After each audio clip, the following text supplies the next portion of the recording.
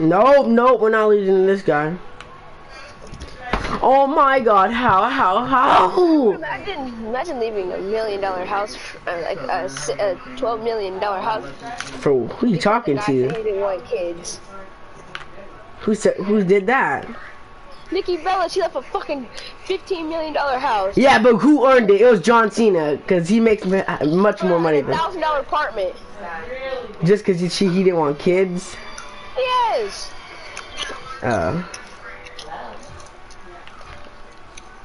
She's fucking gold digger. That's what she is, a gold digger.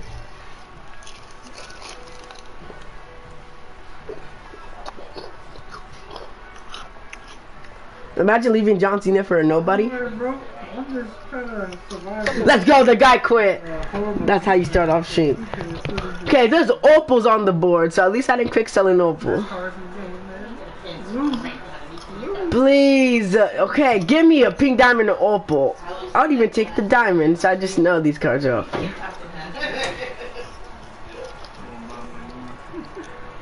You say it's no cap, but it's all cap. I don't believe I did.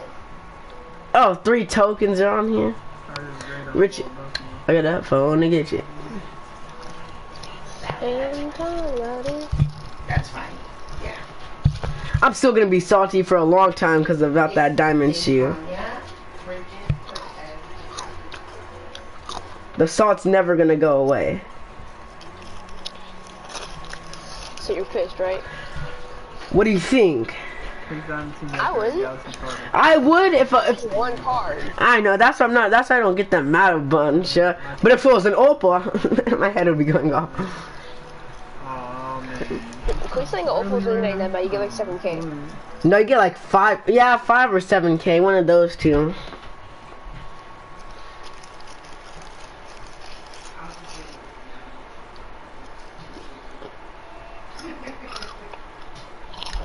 If you only knew me like that, cool like that. Oh my god, wait a minute, is this the YouTuber? But I have a penis. I really like to suck it when it gets hard. Well, it's not even the YouTuber. And this guy's a little sweat. Oh my gosh, dude, why are you having this team? Over like you have so much empty tied up in 2 cards.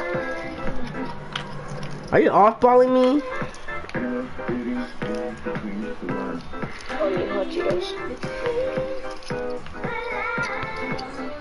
You're a bad kid.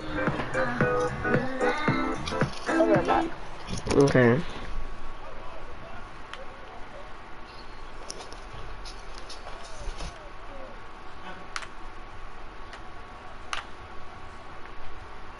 How does that animation happen? Stop, bro, can you just stop spamming square on me, please?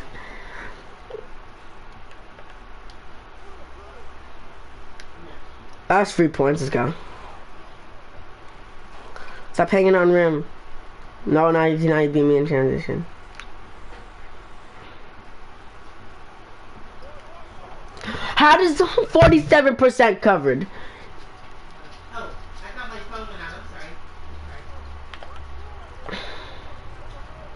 sorry. You're horrible, dude. Get your user fixed. You're spamming square. You know it's true.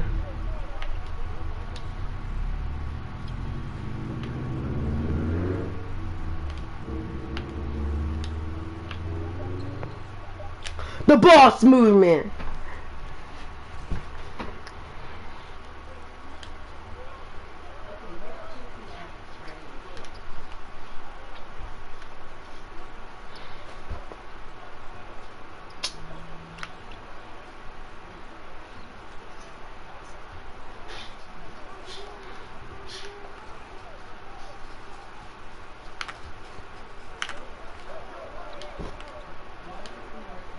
That's ours.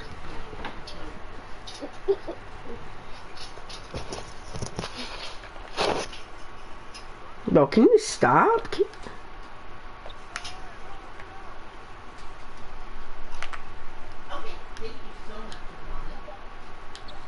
Oh my gosh! How did Katie just pound me like that? And why is it making me do take why? Why is double team a thing in this game? I know it happens way too much just for it to be a little thing. This ain't a, oh, let's go. Did I green that? Oh, it's a 3-2. This happens way too much in my team. The CP just helps you like a little weirdo. No, he greened that. Oh my god. How the fuck did a mech just come? A mech? I think Dinkov's playing against the mech. And he's full health. Who's full health? Dinkov was full health and he just got Mech? hit by a mech. That's tough.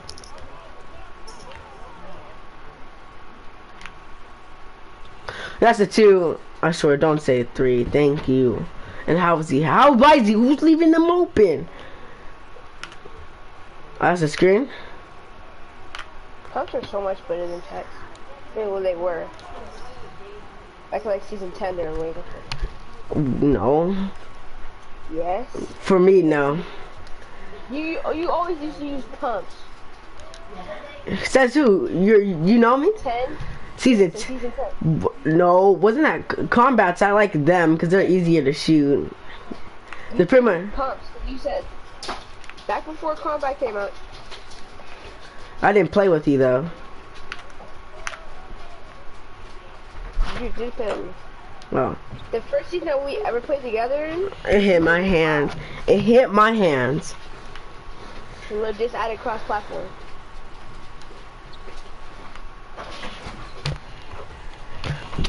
Leaving the door open. Bro, this guy needs to chill out. He's spamming his squares. Calm down, bud. Don't like kids that spam that square button. Bro, mechs are so fucking garbage. That's good. I respond. And combats are just fucking broken. Combats were not even in season 10. I'm pretty sure. Yeah, they are. They are?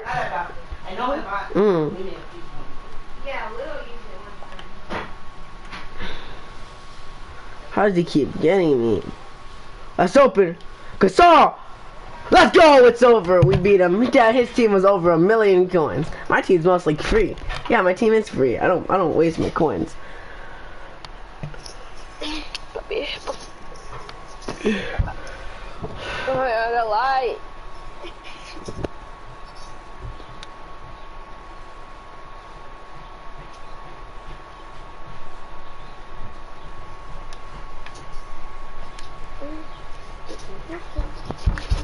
Okay.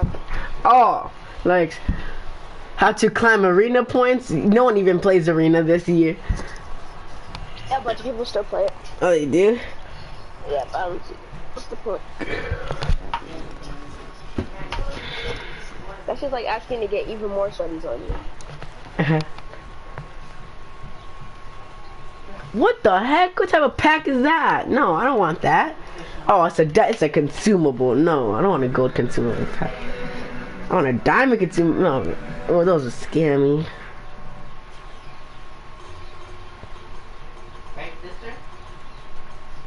And why? Where is it going? What the, my tokens just want a vacation?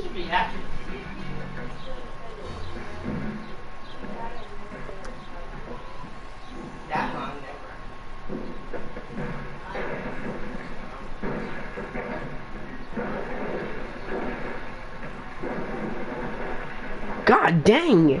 Rampage Jackson's crazy.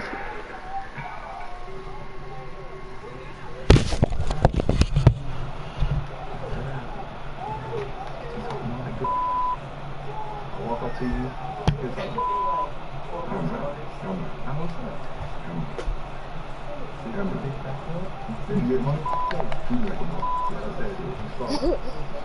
I like Dinkov's commentary. Make sure you're gonna be ready. Shut up. Shut up. Awesome. No, that's good. That's good. Good. We're good. That's perfect. That is perfect.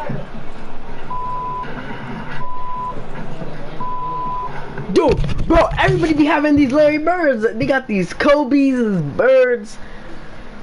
Like, come on, dude. I can't win like this.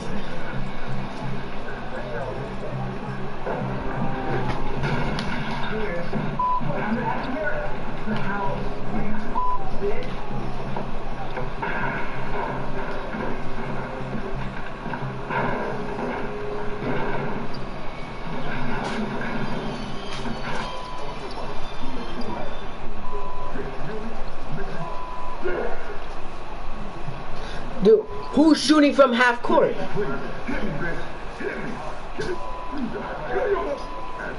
Dude, this game is so fake.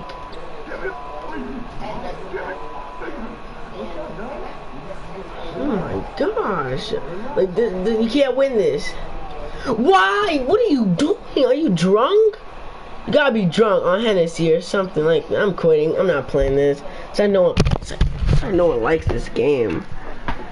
Martial arts has seen its fair share of absolutely insane moments in the cage, but it sounds like the backstage area can be pretty damn wild as well. Mike Goldberg just ran through the back here with no shirt on. That was weird. Today we're counting down the weirdest, the craziest, and the most unbelievable things to take place on the opposite side of the curtain. These 10 strange and incredible incidents mark the rare occurrence when what was happening in the back was far more interesting than what was happening in the arena. I'm Tommy from MMA On Point, and these are the 10 most insane backstage moments in MMA history. Number 10, Mark Coleman's meltdown. Losing is really hard. If I lose a close race in Mario Kart, I'm putting holes in drywall. But to lose on a massive stage, say Sayatama. Please don't be a goated team. Fans, in the biggest fight of your entire okay, life, it's not the best. And the pain that would cause is inconceivable. Except for the fact that we know exactly what such a moment would look like, thanks to the documentary film crews backstage at Pride Total Elimination 2004. Mark Coleman was the 2000 Openweight Grand Prix winner, and since then had only lost to Big Nog. In the first round of the 2004 Heavyweight GP, Coleman would be matched with the greatest heavyweight in the world, the Pride champion Fedor Emelianenko. And truth be told, he was doing pretty well to start, having taken the last Emperor's back and scoring a second takedown after. Unfortunately, about 2 minutes in, Fedor caught the hammer with a nasty belly-down armbar, and that was that. Mark was unhappy, to say the least.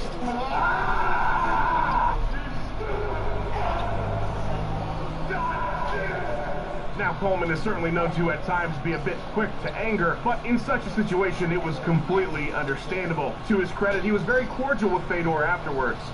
Number 9, Jason Miller gets fired after a mysterious backstage incident. Jason Mayhem Miller's return to the UFC in 2011 was in large part due to his super popular MTV show Bully Beatdown, but Dana White never seemed too keen on the whole wild man gimmick. After coaching a season of Tough, Miller was slaughtered by Michael Bisping at the finale, and that May was set to take on CB Dollaway at UFC 146 in the sophomore effort of his sophomore effort in the promotion. Unfortunately, a knee injury mid-fight would lead to a frustrating decision loss, and it's at this point that something happened backstage, at least in some versions of this story. At the post-fight media scrum, Dana White cryptically and suddenly announced Something happened here backstage after Mayhem's done, leaving out any real detail about the incident that caused his departure. Mayhem told Ariel Helwani that Monday on the MMA Hour that the incident happened before his fight and that he got into it with Burt Watson over a gas mask and a paper bag he wanted to wear to the cage. Burt suddenly started yelling about my mask. You know, right as I'm walking out the fight, you know what I mean? I'm trying to get focused there instead of arguing about paper bags. However, his teammate Mark Munoz would later tell media that after the fight, Miller got into it with someone backstage. The rumored after-fight altercation was that Miller went to a cash bar that was set up in the back and requested a free drink. When he didn't get it, he and the bartender had words. Whatever the hell happened, Miller was cut and retired for the first time that Monday after whatever went down went down. Number 8, Honey Jason murders a wall. With all due respect to Mark Coleman's backstage meltdown, Honey Jason's makes the Hammers look like a reasonable response to a loss. It was UFC Fight Night 32 in Brazil, and Tough Brazil winner Honey Jason was getting his first big-name opponent in Jeremy Stevens after going on a 4-fight winning streak. Unfortunately, the fight would last 40 seconds and end with Jason getting head kicked KO'd. To lose at home like that, and especially wait, such a quick and let me just finish this possession. KO loss of his What? he In would be PPO, upset, like your but they're garbage. taking a loss. No, I'm in a 2-game win streak right now. No, stop playing I'm not sure if TTO. you noticed Okay. the cartoonishly large hole That's right, it's green. Are you watching my stream or something? crowd. In addition to terrifying anyone in the Hold UFC's on. makeup room, Yeah, so how do you even know I'm in playing? the face twice. Both acts of backstage frustration would require stitches to fix up. 20 to 30 of them, in fact. Jason, who had already been medically suspended for 180 days, got a 30-day suspension on top of it from the Brazilian Commission. A small gesture that basically said, chill, bro. Number 7, Nate Diaz throws down with Jason Guida. UFC 199 was a wild night. Bisping won the title. The Diaz-McGregor rematch was made official. Brock Lesnar announced his return. Ariel Helwani got banned for life. More on that in a bit. Something that was apparently lost in all this awesomeness, though, was a legendary Diaz brothers tale. Now, of course, Nick famously duked it out with Joe Riggs at a hospital after their fight at UFC 57. But on this night, it was Nate who found himself in the wrong place at the wrong time. Clay Guida had just been KO'd on the prelims by Brian Ortega, and brother Jason, who was in his corner, was not happy about it. Team Alpha Male's Justin Buchholz told the story on a podcast. Then fucking Nate, I don't know what happened, but Jason bull rushes Nate, like tries to just put him against the wall. Nate's got him in a clinch, and I'm standing in the middle. I'm like, no! After the elder Guida apparently smashed a stool to bits backstage, the crew was heading down a hallway when Diaz emerged from a bathroom, prompting a concussed Clay to talk some shit. Sure, why not? As you can imagine, Nate wasn't too fond of this, and his response aggroed brother Jason, who then went on the attack. The two allegedly went at it for a solid 30 seconds or so. Wait, I lost the game? What the heck? And all parties went their separate ways. Just another day in the life of a Diaz brother. Number 6. GSP's stolen belt.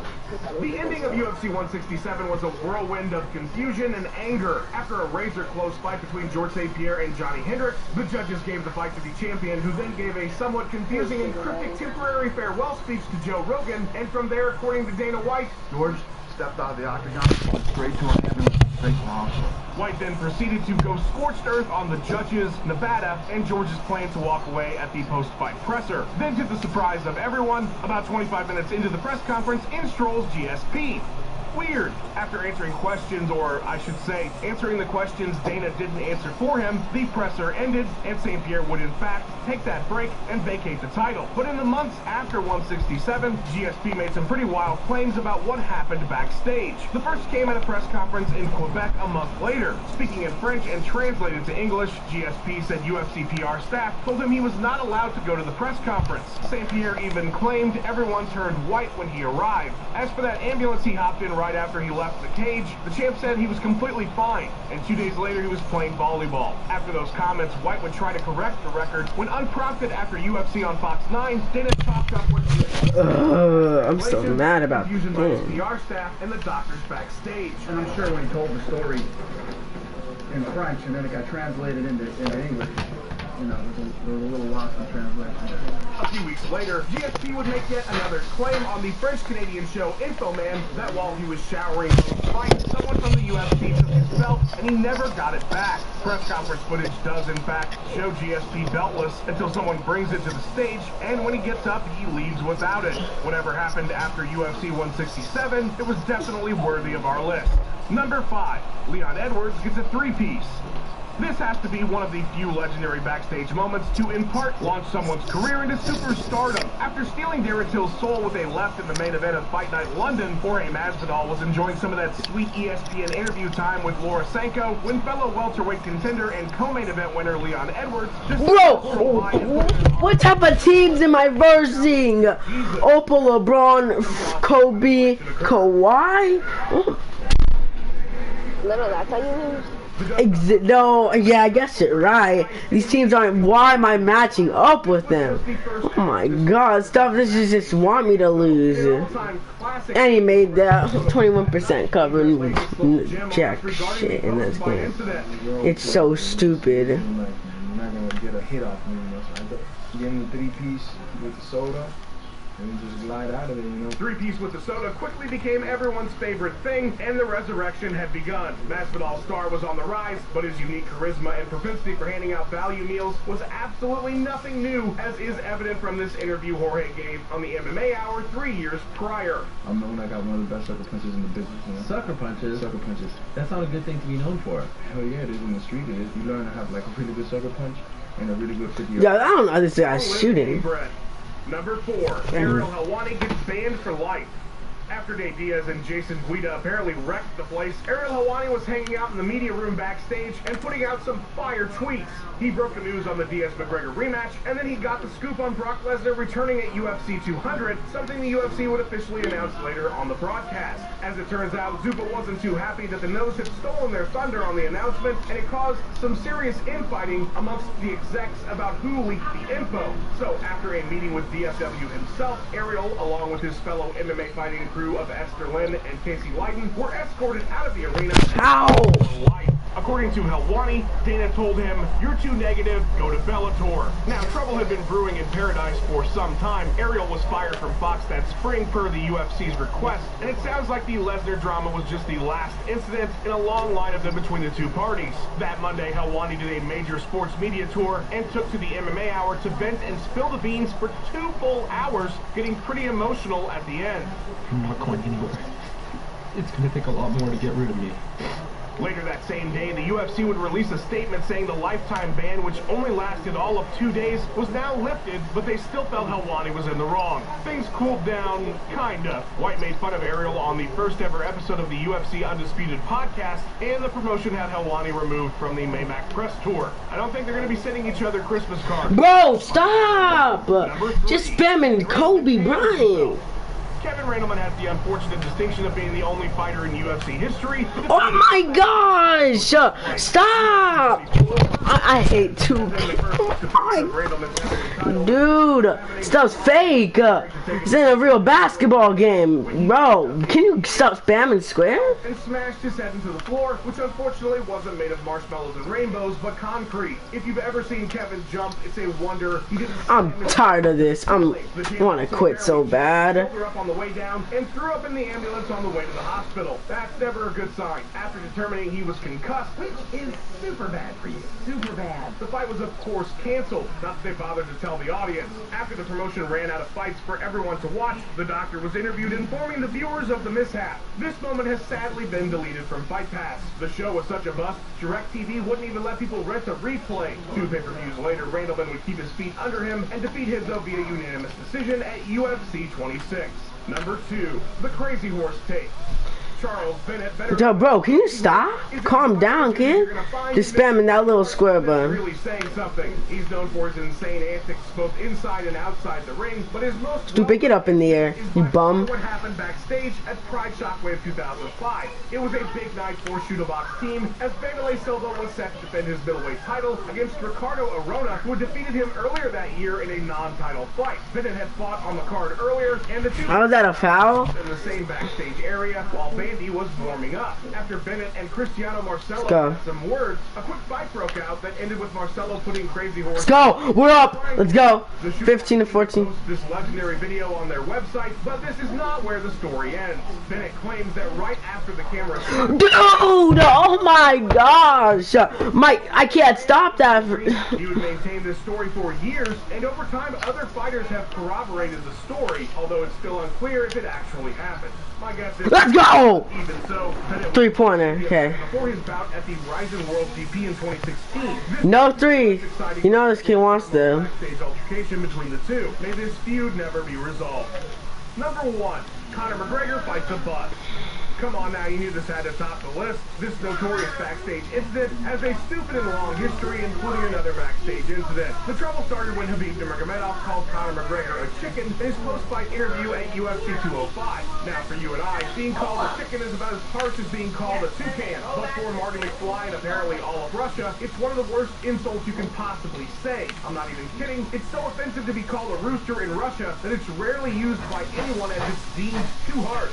It's so dark, in fact, I can't even repeat it on YouTube. Because of the severe nature of the insult, McGregor's Russian teammate Artem Lobov was asked about Habib's comments in a Russian language interview. Artem didn't outright call Habib a chicken, but simply implied that Nurmagomedov regularly... Let's go, we won! And Connor not, so who is the chicken? You basically call him a chicken. Smash cut to 2 years later. That's right, 2 whole years. It's the week of UFC 223. Lobov and Habib are both on the card, and the Eagle confronts the Russian Hammer in the Fighters Hotel. The half-slap heard around the world sparked McGregor to send a text to Lobov that read, "I'm on my way." And he was, with about 19 other dudes. Connor, Artem, and company planned to storm the next day's media event, but they showed up late, and the fighters were already leaving for the hotel in buses, so instead they attacked those. Lots of fallout from this one. Artem was pulled from the card, Mike Chiesa got cut and was unable to fight, Ray Borg got glass in his eye and was forced out, Rose Namajunas was traumatized, and Connor was arrested and pled no contest to disorderly conduct.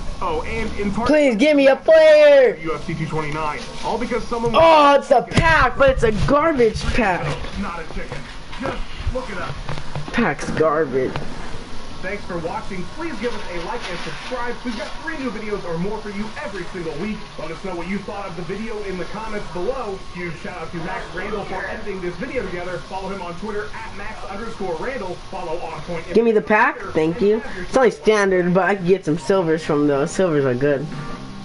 Yeah, Mom? It's my summer.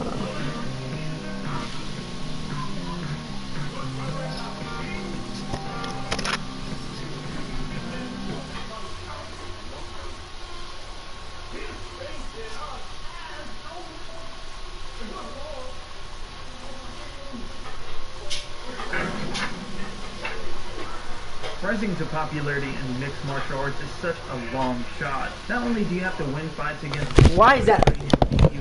Oblivion, but you also have to cater to the whims of promoters, pundits, and, well, a rather infamously fickle fan base. Of course, we're not talking about you watching. No way.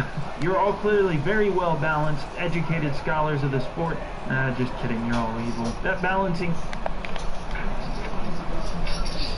In mixed martial arts, Hey, give me a silver. you are at the top of the heap. You're getting the most promotion. You're getting the most opportunity. Everyone's eyes. Let's go, silver. Thank you. I'll take that's what I wanted. That's what I paid for. In fact, there are quite a few fighters over the years who have become massive stars in the MMA world without ever having touched that sweet, sweet gold. And today, we're going to take a look at the 10 fighters who are so compelling, so interesting, and so awesome at what they do that fans don't care who they're fighting or what they're fighting for, so long as they're on the card.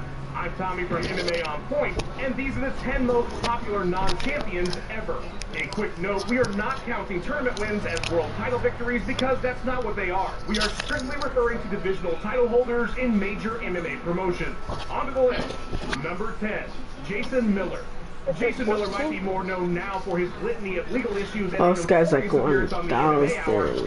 You know what? You guys have a fucking stupid internet radio shows you want to say. But there was a time that Mayhem was one of the most popular and visible fighters in mixed martial arts. The middleweight bumped around the regional scene That's that. of his own career, earning notable wins over Tim Kennedy and Robbie Lawler. He even fought GSP in a one-fight stint in the UFC in 2005. But Miller's rise to superstardom came from his work as the host of the MTV series Bully Beatdown, a show that pitted bullies against pro fighters like Jake Shields and Eddie Alvarez from 2009 to 2012. The show's mainstream popularity made Mayhem one of MMA's most notable figures at the time, and given his ability to entertain as well as be an excellent interview, fans just love Jason Miller. No, tell her to. No, I'm not doing it. It's a picture bug.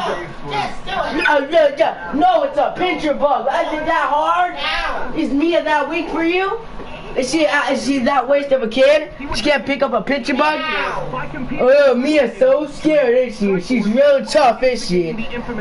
Yeah, now look at you, Mom. Now you say Mia's the toughest one, can't pick up a picture Miller's star was bug. so bright when he re-entered the UFC in 2011, he did so as a coach of the Ultimate Fighter opposite Michael Bisping. And of course, he played Lucky Patrick in the Kevin James comedy Here Comes the Boom that next year. Fans who jumped on board during the Rousey or McGregor eras may not know much about Mayhem today, but during the run of his hit television series, Miller was one of MMA's most popular figures.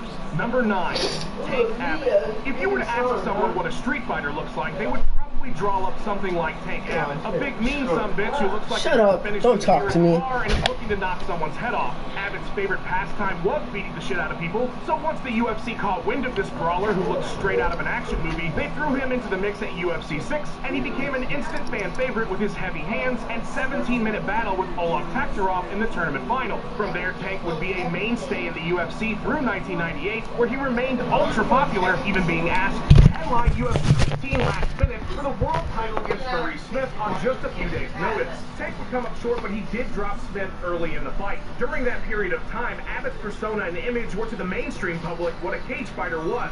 For better or worse, he appeared on Friends. He was briefly in WCW, where he just played himself and was immediately placed in their title picture. He was so popular, the UFC brought him back for a brief and disastrous 3-fight stint in the early 2000s. When Elite XC needed a monster for Kimbo Slice to slay in 2008, they called on Tank Abbott. The event's subtitle, Street Certified. Abbott very much was the He off-balling me? 90s, and that badass street fighting persona made him one of the sport's earliest stars here in the United States, even if he never held a single title in his career. Number 8, Mark Hunt. There are so many things about Mark Hunt that have endeared him to MMA fans over the years. There is, of course, his 10 devastating KO victories. You trash, shut up. Fighting style, his legendary chin, his willingness to throw down with anyone. He's literally fought nearly all of the best heavyweights in MMA history. Oh my gosh, she's zigzagging. Guy you might know or be.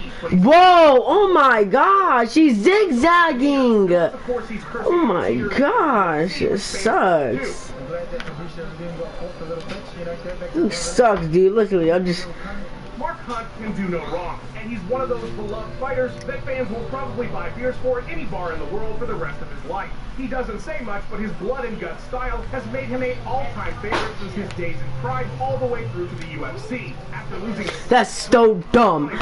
Dude, he's just zigzagging with Larry Bird. The idea of Hunto in a title fight, hashtag rally for Mark Hunt. Sadly, he would lose in a brutal bout with Junior Dos Santos before earning that shot, but would get his chance in 2014 for the interim title, coming up short again, this time to Fabricio Verdum. It doesn't matter though. No number of wins or losses could ever change how fans feel about the Super Samoan. His legacy as one of the most badass and fan favorite fighters to ever. Oh my god, dog. I'm at the armbar this guy. I was doing it, but he's just zigzagging me. I can't do anything. If there's a more badass thing that's been said in human history, I haven't heard it. And Mirko Cro Cop is the epitome of badass.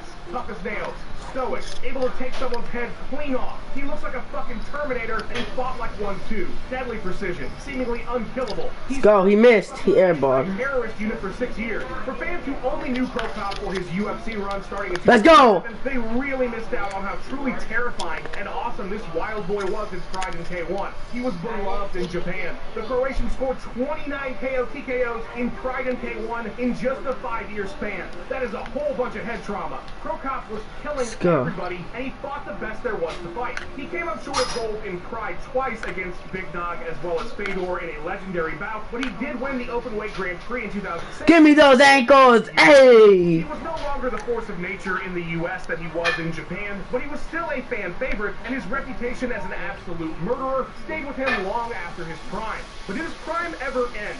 Mirko would have a late career resurgence, winning the K1 World GP in 2013 and the Ryzen Openweight GP in 2016, going on a 10-fight winning streak before being forced to retire due to a stroke. If not for his health, you got the sense that Cro Cop would just keep on knocking people unconscious for the rest of time. And if all of that hasn't sold you on his popularity, he has the votes to prove it, as he was elected to the Croatian parliament in 2003. Number 6, Kazushi Sakuraba. If this Corey? were about how popular fighters are in Japan, what you doing? Sakuraba would be the easiest #1 pick for any list we've ever created. I watching Sniper Wolf. Oh, Karen, yeah, they get mad at people when they do things. Pro wrestling and MMA world. The living legend made his name in the Japanese pro wrestling scene during the 90s, and in an attempt to protect the But you just got what teacher's name is Karen Christensen? Double C? Ultimate Japan tournament, which he won using his catch wrestling skills, even if he really basically only had yes, it can. to do so. From there, actually, I don't know what it means. I know there's YouTube montages of them though. Japan to defeat a member of the family since the early 50s. Kazushi knocked off They're Oilers, crazy. Enzo, Literally, Ryan, they're and Boyce in what would be the UFC 1 winner's first ever Right. MMA defeat Two little in a kids, they're legendary riding a little encounter at toy the car Pride around 2000 the Grand areas. Prix Like, opening hey, round. they don't have Further driver's legitimizing the license, they can't Japanese drive. style and Where, is that on YouTube? Kazushi also scored Yeah. wins over I haven't seen that clip before. Rampage Jackson, Vitor Belfort, and Carlos Newton. Despite having a rough go of it in the latter half of his Pride run, going 7-7 over the course of a 4-year span, including a loss for the inaugural middleweight title against Vanderlei Silva, of whom he was defeated by 2 other times. Why are you throwing it right to the guy? Slightest. Known for his playful demeanor, Oh, what? You just got blocked, dude. translated You universally, suck. in addition to his incredible performances in the ring. Give me those. He's been a revered Let's go. figure in the sport now since the early 2000s. Corey. In Japan, Yeah. What is it called, Karen? What's the video called of when she tells the kids she didn't have driver's license? Just from a clip. Oh, you're watching Karen montages or something? Pioneer Wing. A compilation? Major role in MMA's popularity over the years, and there is no more popular figure Quit already, please. than Kazushi Sakuraba. Number 5, Donald Cerrone. Thank you. Anyone, anywhere, anytime. To describe Donald Cerrone's appeal to fans is simple. He's fucking awesome. At this point in his 50-fight career, Cerrone's willingness to throw down at the drop of a cowboy hat has given him a folklore-like status here in the United States. He's like Johnny Appleseed, except instead of planting apple trees all across the country, he's going from town to town spreading violence and earning the most knockdowns, the most finishes, the most wins, and the most post-fight bonuses in UFC history. This cowboy's quest for gold has 4 times been fruitless, but the fans couldn't care any less about that because they can't stop talking about the combo that finished Rick's story or the ass whooping he put on Alexander Hernandez. Please give me an opal. Cowboy Cerrone is not a gimmick. That is who this guy is every single day of the year. Please, I pray for 2K, please. Or he's skydiving onto a jet boat that's sitting on Oh, it's a pack. It's just not an opal. diesels. And that's Or a pink diamond. resonates with the MMA fan base, who want to be that awesome and do all those things. When it's all said and done, Cerrone's legacy will be that of an ass-kicking cowboy who fought some of the best in the world and could hang with just about anyone. And he has earned that through a lifetime of putting on fights that fans love and being one of the most unique characters in all of mixed martial arts. Number 4. Dang.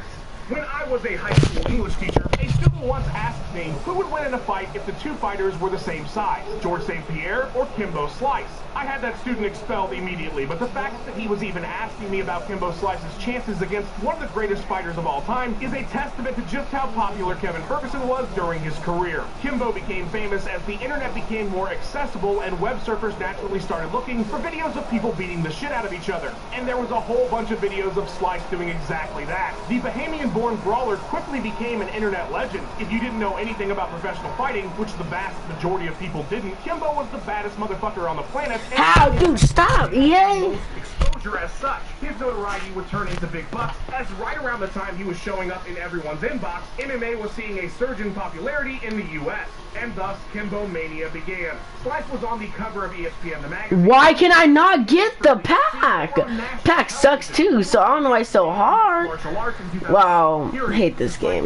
So Kimbo cool. wasn't skilled enough to be in the UFC. Kimbo sucks. The heavyweight was a no-brainer for what would end up being one of the most popular seasons of The Ultimate Fighter. He would be let go after just 2 fights in the organization, but 7 years after the prime of his popularity, Kimbo would headline a Bellator card in 2015, which would be the highest-rated show they had ever done up to that point. His next bout in the co-main for Bellator 149 still stands as the most-watched event in the company's history. His presence, his persona, his style of fighting, and his story, Kimbo Slice was larger than life and captivating. The fact that he only ever had 8 pro fights and was nowhere near any kind of title but reached number 4 on our list shows you just how big he really was when he first started. Oh, let's go. It's pink diamonds, which say he can still beat me, though. This next entry was super necessary because at this very moment in mixed martial arts history, we're watching Jorge Masvidal's star form. And if he wins big against Nate Diaz at UFC 244, he very well could be number 1 on this list before the year is over. Jorge Masvidal has always had the pieces to be a popular fighter. Give me he goes. First gained notoriety in the same viral internet street fighting circuit in Miami. He has an interesting story and background. He's always been a compelling interview, and he certainly has the ability in the Why am I not, early dude? days in 2003 up to 2019. Jorge was somewhat popular with hardcore fans. A longtime UFC veteran with some... Are you kidding me? Are you kidding me? Strikeforce losing via unanimous decision. Are you kidding me? Someone fans saw as potentially breaking into million pay-per-view buy territory like he is today. So what? Why, dude? Stop! Oh my gosh! People be spamming that square button. Oh my gosh! Backstage. They don't know how to stop. Gave his second interview with ESPN where he explained how Edwards got a three-piece with the soda. Internet meme status had been achieved. Just like that, Cuban Jesus was on the rise, and it set up a high-profile fight with ultra-popular Ben Askren, who, after talking piles of shit to his massive fan base, now you got the biggest money fight in the division, and you're finding all kinds of reasons to be a little bitch. Was KO'd in the coolest way possible in 5 seconds. Sprinkle in a post-fight interview and press conference, and a star was born. Since then, the sports world, mainly through ESPN, has had a chance to get to know just how awesome Jorge Masvidal has always been through all sorts of interviews and appearances. And now he'll be headlining one of the most anticipated shows of the year for a belt they made specifically because of the perception fans have of both him and Nate Diaz. Hop on board while you can, because this hype train is just leaving the station. Number 2, Chael Sonnen, West Glenn's finest, the man. Let's go.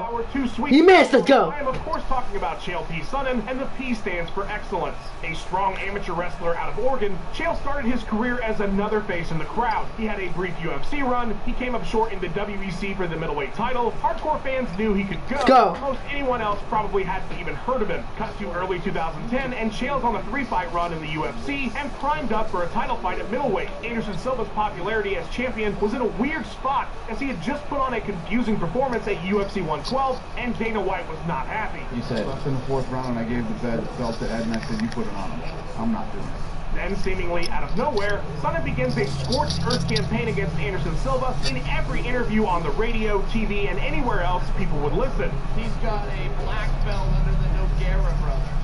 I think a black belt under the Nogueira brothers is saying I got a free toy in my Happy Meal. I don't really. He doesn't talk to the fans. He doesn't talk to the media. He pretends he doesn't speak English. This is the way it should be. It should be the Chael Sonnen show. I'm the one they're tuning in to see. I'm the one that's selling out the arena, not him.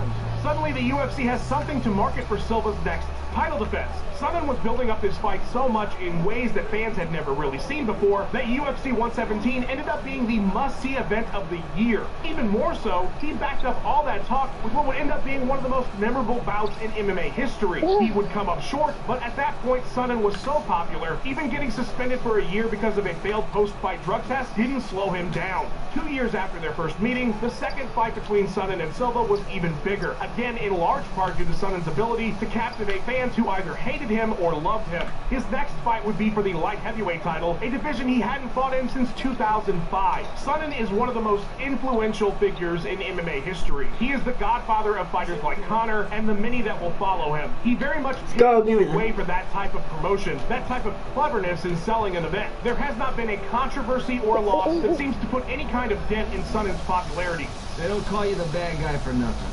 As he is still to this day one of the most prominent figures in the sport through his career as a commentator. You just can't stop the bad guy. Number 1, Nate Diaz. The Diaz brothers are unquestionably two of the most popular fighters in the history of mixed martial arts, and while Nick had a dominant run as Strikeforce's welterweight champion, Nate has yet to see MMA gold. Despite that, he has overtaken his brother's popularity in recent years due to his astronomically high-profile rivalry with Conor McGregor. But we're getting a bit ahead of ourselves. When Nate Diaz won the 5th season of The Ultimate Fighter, he was on his way to becoming a big star. The mainstream exposure of the show had given fans a glimpse at Nate's intriguing personality, and had things gone better afterwards, Nate would have likely been a major star much sooner in his career than he was. But after a rough run between 2009 and 2011, Nate's mainstream popularity was waning. Hardcore fans loved the Diaz brothers. They started fights, they smoked weed openly, they came off as 100% real, they were authentic, and their death by a thousand cuts style made for a lot of exciting fights. But with several more high-profile losses on major cards, including one for the lightweight title, as well as contract issues that kept Nate from fighting for over a year, by the time the 18-10 Stockton native met Michael Johnson at UFC on Fox 17, nobody was expecting that he would headline two of the biggest cards in MMA history. But after a viral call-out of Conor McGregor and a little luck with an event falling apart and the UFC needing a short-notice replacement, Nate Diaz would get his wish and throw down with MMA's biggest star at UFC 196. It's over. Let's go. I beat him. Unique style that hardcore fans had loved for so long. Massive exposure. By the time the fight actually happened, the buzz surrounding it was enormous, and Nate blew the roof off the place when he won in a stunning upset. Since then, it's been all gravy, as they say. The rematch did even bigger numbers. Nate's done talk shows like Extra and Conan O'Brien. His loss and being gone for 3 years after the second bout with Conor didn't hurt his popularity in the slightest. His comeback win against Anthony Pettis immediately shot him into the forefront of the business yet again, because he is just so damn popular with the fans. Please give me a card or a juicy pack. I know this card's of He is a needle mover. He's a needle mover now. And doesn't need Conor. Why? Come on, dude. He just needed an opponent who is as exciting and as real as he is, which is why, in large part, both Diaz and Masvidal find themselves high on our list. Huge shout out to the pride of the West Midlands, Tom Moore, for putting his editing sorcery to work on this video. Follow him on Twitter at TomMJMoore. Thanks for watching. Please give us a like and subscribe. We've got 3 new videos or more for you every single week. Let us know what you thought of the video. Let's go. In the comments below. Give me the tokens. MMA on Twitter. Don't screw me. Wonderful day. Oh, baby, give me those tokens. Give me those tokens.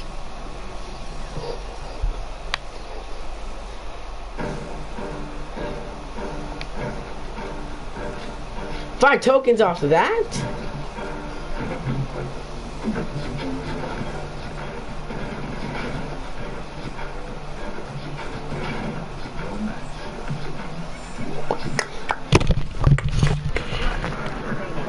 This thing go.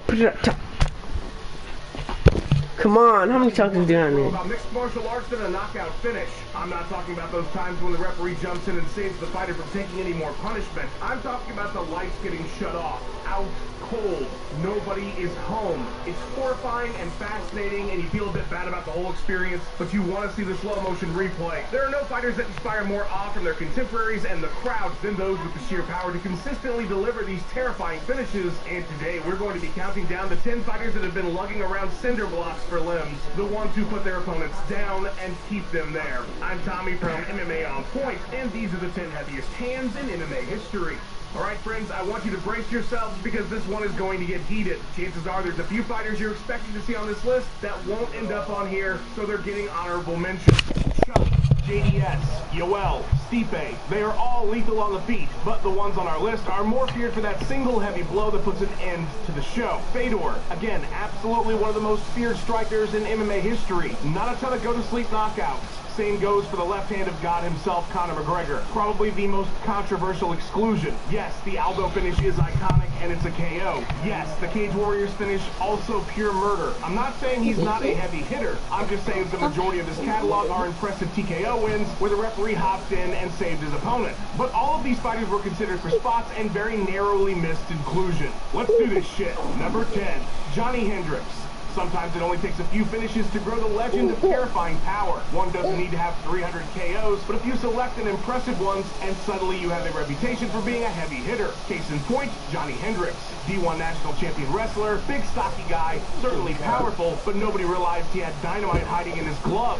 That wasn't until he blasted John Finch into the realm of oblivion in just 12 seconds at UFC 141. One shot is all it took to finish off the top welterweight in the world under George St. Pierre. The first time he'd been finished in the UFC. I don't know how hard I hit.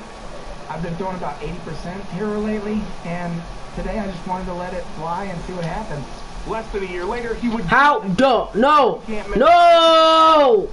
Why? You both... You can't get a rebound over Giannis! Just like that, Hendricks became one of the most feared strikers in welterweight history. One of the main storylines going into his title fight with GSP being about how the champion might deal with a clean left that lands, because if it does, the fight is over, period. With 9 total KO TKOs and 4 first-round finishes, his career may have taken a dive post-title run, but for a time, there wasn't a left hand in the sport sport that was to be avoided more than big rigs. Number 9. What? You remember that time that Jeremy Stevens tried to talk shit to Conor McGregor, and then he got shut down and Karolina Kowalkiewicz laughed? Well, everybody remembers Conor's hilarious quip, but the thing that Jeremy was saying, this guy TKOs people. When I knock people out, they don't fucking move. Yeah, he was actually right about that. There are very few strikers in the lighter weights that have the power to absolutely end your consciousness, and Jeremy Stevens is one of them. With 8 career KOs and 10 TKOs, Little Heathen has garnered a reputation as a striker you don't want hitting you, and for good reason. Pull his cucumber, calm like a bomb, ready to go off. I'm gonna kill this kid. If you don't die, it doesn't count.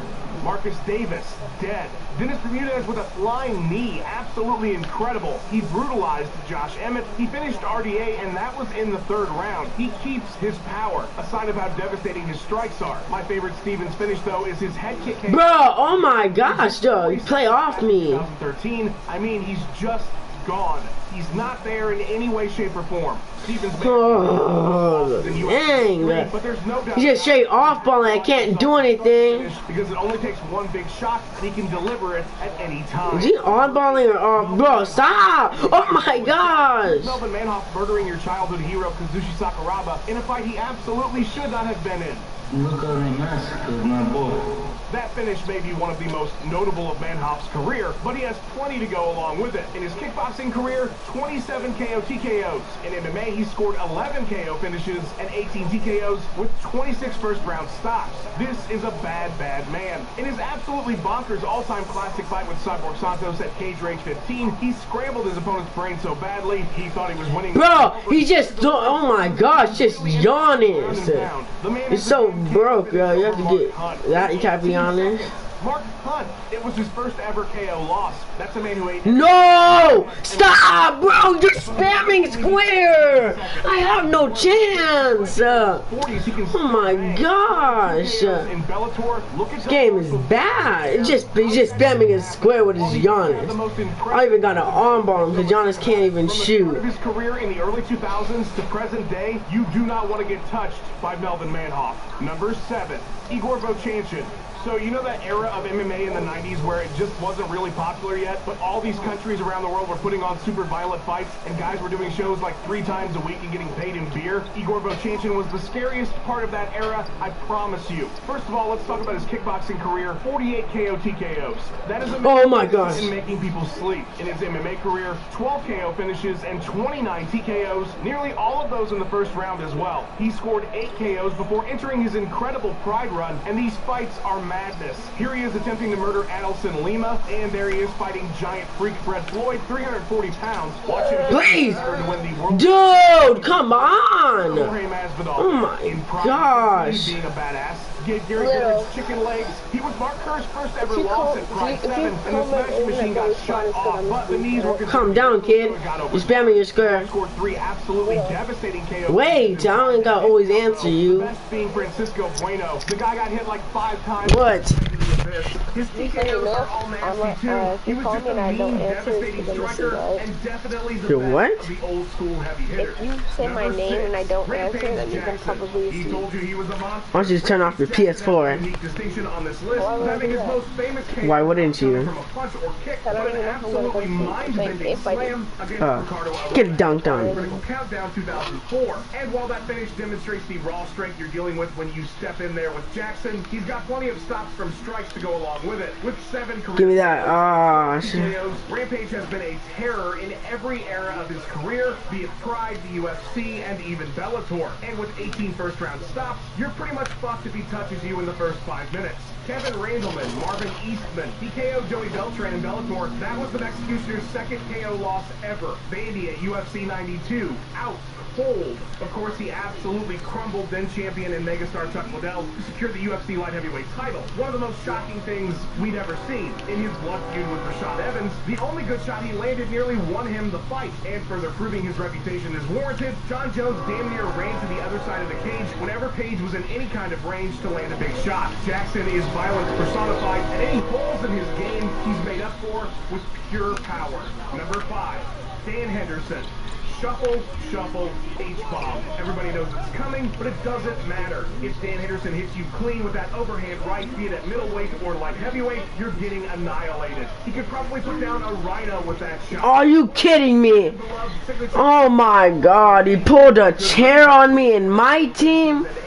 In my team. Those coming in the first 5 minutes. Endo's reputation as a striking powerhouse is about as legendary as his career. The most famous example of the incredible force he can generate. Dude, take out Giannis. Don't play like this in real life. Imagine pulling a chair. Of all time. Probably felt better to knock him out. What a weirdo, dude. Bro, can you stop?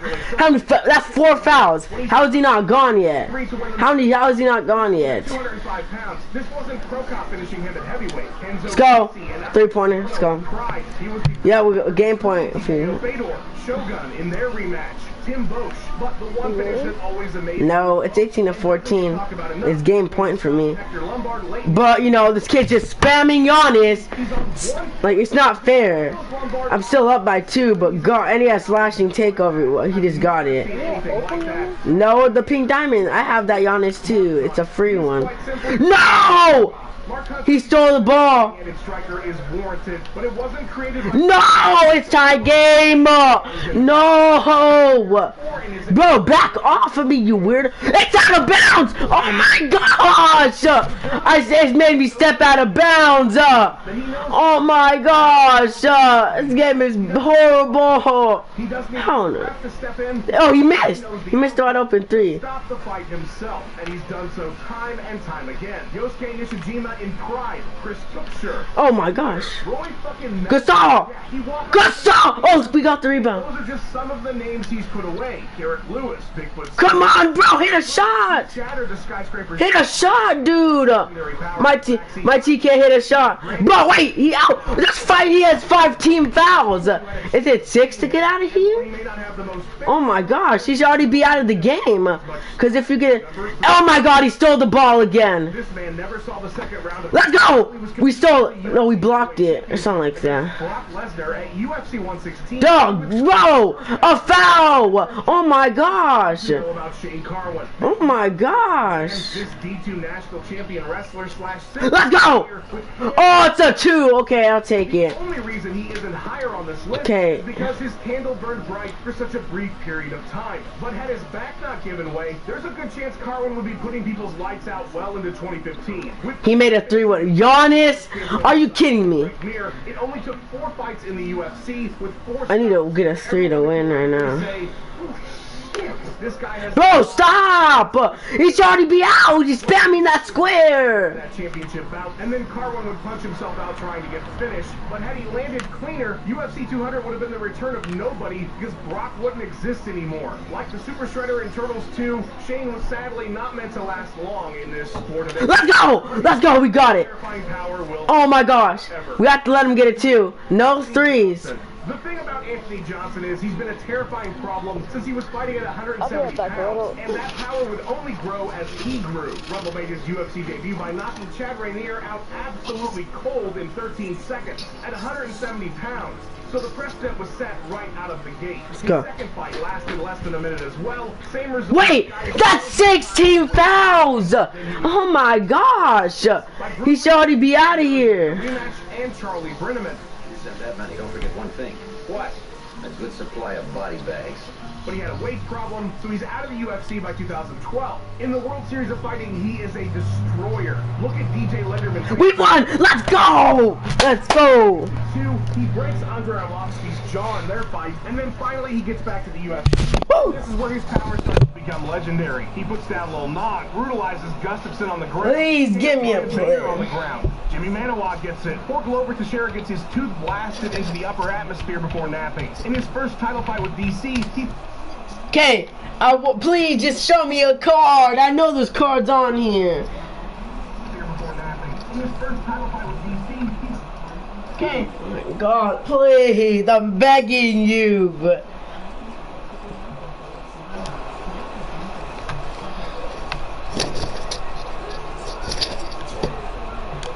Please, please. Oh my gosh, I played this. Oh, 5,000 MT. I'll be back. I need to go pee.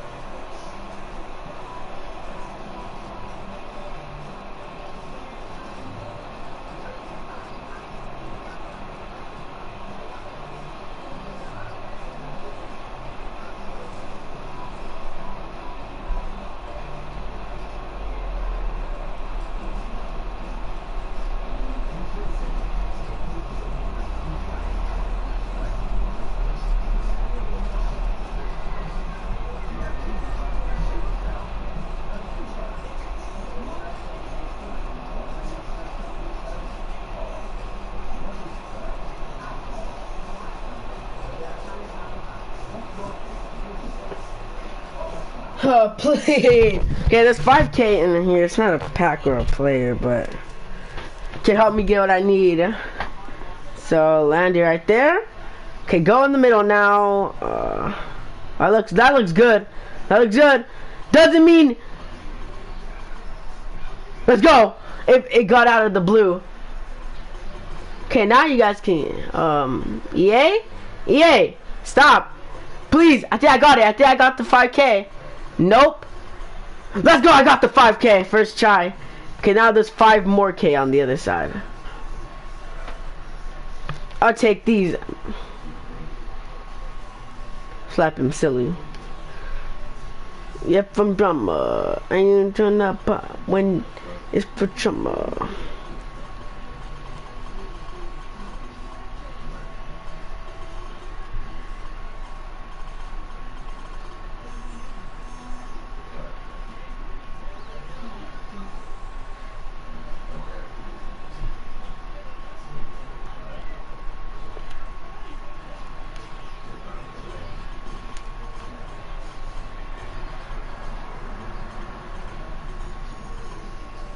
Hey, come on!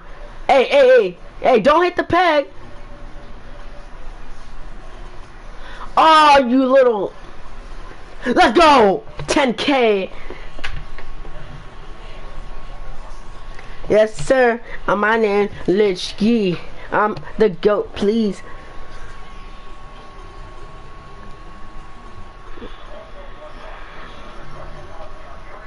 Now all you gotta do is give me that little token ball drop.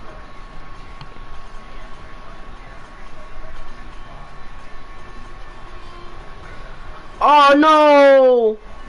Oh no! Good. Oh dang, it messed up.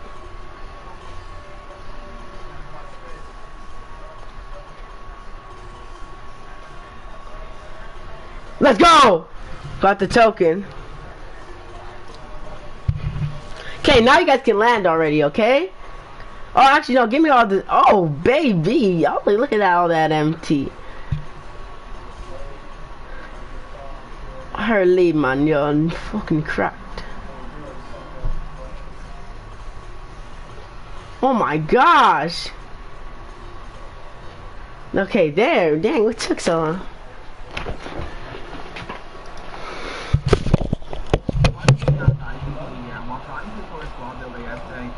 We came up against this squad. What? I know you. So if you guys are new to the channel, subscribe to the channel, 210 subscribers as soon as possible. Also, be sure to leave a like, it's greatly appreciated. But anyway, this video is going to be my experiences playing against this squad right here. What? What? What the hell is this? He's got 2 bronze jimmers. What? What the hell is this? And Jimmer's guarding everybody. What the hell is this? What the hell is this? What the hell is this? What is this? Oh, this is the first hacker we come up against ever on this system. Oh. Why do his Jimmers look huge? Is that camera angle or is Jimmer? Okay, the game doesn't. I, Amanda Green, with this contract. I relinquish Doesn't happen. The game doesn't happen. Oh, thank God. Thank God that game didn't happen. Oh, corn? Same guy again. Great. Okay. At least he doesn't have his Jimmers on the floor. What happened? He's just flopping on me now? I'm doing. Okay, we're playing 5 reams right here. We're playing 5 reams. We're playing 5 reams. Oh my God! How am I meant to do this? I'm playing 5 Kareem Abdul-Jabbar's. Oh my God, he just got it. I'm doing me. How am I meant to do this? What am I meant to do? Green that. Minky, let's go. Good. Oh my, stop, bro! Calm down already. Calm down, kid. You're getting weird. We're definitely at disadvantage height-wise. I'm 100% making this a separate video. I'm re-recording this video later today, by the way.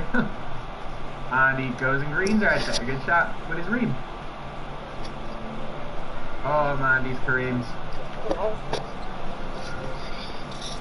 Everybody's locker got Jimmer as well. I do not know who got the card. Like I know Chill IP got the Galway one. I don't know who actually got that. Oh my god, he can guard everywhere. He just guards everywhere. Really? Well, let me make this shot and then I'll talk. Nope, Korean gets the steal. Bro, how is he holding me? How? Go get the ball. Okay, what do you want? It's Kareem World and Ron's living. Thought you were gonna go to sleep. No, I didn't win the game. The game just started. I said when I score, I'll talk to him. I guess the guy just needed an ex-wife. He said he has to wait for his parents to get home. It's a kid? I thought it was an adult. Me too. Sounds like a He baited me. Wait, he said he has to wait for his parents to get home? Tell him to try it out in front of you. He already did. He's in the video. Did it look legit? What was the color of the Xbox? It was black. Oh, that one? Is it a 1 or a 360? It's a 1. Oh, imagine getting a 3. I mean, he might. What if he gives you a 360? Would you know what he looks like? Uh-huh. Does he look like a skill shooter? I didn't see what the guy looked like. You just said you know. I just said, do you know what the guy looks like? Oh, no, I don't know. Oh my god, my team is going too fast. Right there, green. I almost have 1 million, Corey. And once I get 1 million MT, I'm gonna screenshot it. Dang, you hit that? That's dumb. Shots are moving. Now he gets it. Corey, who's gonna take you to get the thing? Not even the defense up for me. Perlita's gonna take you? They can't score on these Koreans. Wait, you know walk? Like they're literally high on ball. You said you said Yana was gonna take you. He's just switching everything as well. That's what these things. You got long out of it. You got long out of it. Perlita has a license. Good. Yeah. No, she doesn't. You're so late. She had a license like 3 months ago. Wait, is she good at driving or is she like bad at driving? Down my next flash right here. Whose car does she drive? My dad didn't want Corey, I don't think isn't that breaking the law if you don't have someone over the age of 25 with you in the car? Yeah, we have to go over the age of 25. Who? Yeah, I'm 15 straight because I didn't have my mom. I know, but she's going with you. You have to be in the car, because I'm pretty sure that's the law. That's the law. No, so they can get her license. Oh. He moves at light speed. Did she do a driver's test with your parents or with something random? For defense, the Akami. One of us get the board. There's 4 of us around me. John, that's gonna take me. Go it again, is it? Probably, I don't know. Yep, that's good. He's out here hitting whites as well. Oh yeah, I talked to Trevor. He said that they send the address when the parents come home. Trevor. Go into a proper position. Wait, that means his parents don't know he's doing deals. Everywhere. They can guard everywhere. I can't do anything. They just guard. They jump over screens. You said, "What do you want to talk about, boss?" What you doing? No, bro, Trevor probably plays PS4 and he just had a spare Xbox. Green. Let's go, boss. Okay, I won the game. Please show me an open. So half the middle. He said, can tell her in a spot. We're getting past the 50. I said, "Can I get it for 30?" Yeah. So we hit the white. Let's go. I didn't want to damage. I did not shoot it. Trevor's broke. Oh no. They're all those demons. They're all demis. They're all demis. The guy's like, "Is it okay if we do 30?" Like, yeah, why not? I could have said, "Good, get for 5." He probably would have said, "Yeah." Oh, there's 10 tokens on the board, but I didn't want that. And now you know. Please don't. Oh, thank you. It's not the nut. And now you know who it is. We're down 11. He has hit 4 white. Okay, come on. Go in the middle. Go in the middle, EA. EA, stop. EA. Thank you. It's not EA. Oh, it isn't? No, EA! EA! EA! Oh my gosh! Oh. 2K. I call it 2K Sports. I don't care. Oh my gosh. Why, man? Don't do that to me, man. Hey, bro, I pay good money for this game. Don't scam. Actually, No! Please! Thank you! I don't know if you're good. Like, it's hard to say. I pay good money for EA, and that's how they treat me? It's so bumpy. He's not even on. God, bro, EA is a garbage company. They treat customers like this. Let's go. I got the tokens. Real quick, can you contact EA for me? You haven't connected on one screen. You finally connected. Just tell them, say that they're treating me wrong. What am I meant to Then do? you're playing 2K. EA! Oh my god. Contact Michael Wang or Michael Wang. Because everybody whose name is Mike is Michael. You can't tell if someone can play if they're using 5 frames. But like, you can Like tell I if know the him, lines are little. right here, You know Mike Wang. Yeah, I have his number. It's in my phone. Tell me then. No, you're actually dumb. Oh, we missed it. What? We're about this. He's gonna bring that. Oh, what's up? How am I dumb? Pass the ball, You actually think I another have... offensive board. I'm joking, bro. You look like Mike Wang. No wonder you have the number. Move right past, cruise right past, Corey this. Looks like Michael Wang, you do the dash. Michael Wang dabs, he all of this. Hey, no! Oh! Stop, EA! Wrong way! Is this game... No, stop saying EA. EA! EIO, I don't care. EA's not control. Yes, it does! NBA Live Mobile? You cheat me out of the game as well, too. You dumb? That doesn't have to do anything with 2K, it's for NBA Live. Oh my gosh, you actually don't know. Let's give me the 10 tokens, please. Is that my last ball drop? I don't know what this fiction is. I got 4 off that one. Okay, please, I need like 2 more just to open up 3 packs. Doesn't mean. Oh, I got scammed. Question, why do you think that NBA Live is made by 2K? NBA Live? I said EA in 2K. The keyboard on this I said EA and 2K are 2 different companies. No, they're not. I'm always ready for more. Oh, I pulled a diamond. From my If they were 2 different companies, why would they have different yeah. Exactly. Why would they have different names? They don't. Oh my gosh. Can you get your stuff checked? Look it up. Look it up right now. I'm telling you, EA is buying 2K. I don't even told you that. No, you didn't. I looked it up yesterday. It was on Bleacher Report. I can't do anything. So they shut up. Damn. You're a faggy. Punk bitch. That's so weird. You're mine. I own you now. Hey, wait. Like he can play. I wish. You're mine. I actually wish this was a scrub, but this isn't a scrub. Just shut up. This isn't a scrub. Get your $30 from Frank. Like this is someone that actually knows what they're doing. There's some girl at my house right now. What? Is that the person in the background? I tried to go. I went backward once and that's no. So that's a TV. You're the. My name's Corey. Oh, shut up. My built like Shrek. Shut up. I'm like Shrek. I'm fucking weighing 127 pounds. I don't. Wow, you actually. You know I'm skinny, right? Fly reacts. No, I'm probably way more than Flight. I think. You're the skinnier. You're the white version of Flight. I'm not Flight. Flight me had like the same skin tone. What are you talking about? that makes you the darker version of Flight. Me and Flight like the same color. Oh no, you're not, bro. Flight's light chocolate. You're dark chocolate. All he has to do I'm not even dark chocolate. Yes, you are. You're dark chocolate. Dark chocolate. So all he's doing is chocolate.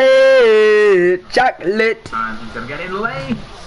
You know when I got suddenly like, hey, fixing there. Give me you. Like how? This CPU's getting in every lane. Good shot, Katie. Let's go. Corey's a patootie. He's built like a cutie. Welcome to another YouTube video playing some video games today. Hey! Series for the month. Wait a minute. And we were successful picking up this new Player of the Month award card, Jerry Lucas. Corey is a patootie. Built like that booty. And he's fruity. Already some of our snipes on Twitter. Not following us on Twitter. Here's where you can find us. Give us a follow. Also, likes on this video greatly appreciated. appreciate it. Like we always say, the motivation we need to keep uploading more YouTube vids, playing Myteam, no money spent. And if you're new to the channel, make why do you take EBT? the best tips and tricks on how we have fun playing Myteam. Today's video, we are going to share. But on the computer, it always says there's Russian women near you. Like, I don't want to see that. Afternoon, he was on a roll. I don't think he missed anything that popped up. Kid was on point. Me yesterday though, I was left to edit and upload our last 12-0 video. If you missed that video, Coy, you be twerking. Shut up. Check out the entire series where we run through the sweat fest for sure and go undefeated 12-0, sharing our lineup tips, tricks, and strategies that we use to survive. Coy, what does BBB stand for? I did have some past luck the night before and pulled. Oh, that's Big Baller, man. Galaxy Opal Magic Johnson from a single.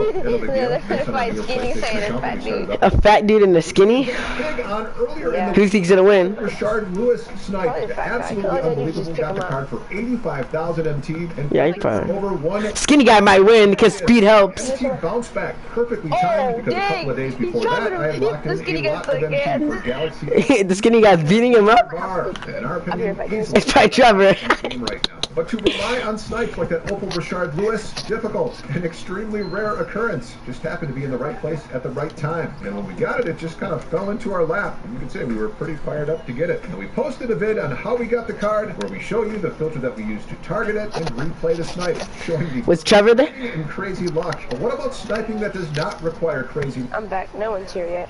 We're going to be taking. Wait, someone's gonna pick you up? I'm going to be using to learn how to game and stream like a pro. Does Polita drive to school? Oh, she walks. Here we go. Yeah. Do it faster, faster, faster. I don't walk. My mom takes me. I can't. Yeah, yeah, cause then I'll be 5 hours late to school. That's pretty incredible, isn't it? Yeah, for sure. You know, Gio walks to school. I survived that, thankfully. Hey, you did great, actually. How does he walk? No, he walks back to her. Easy luck. Be right back. Someone at your house? Okay.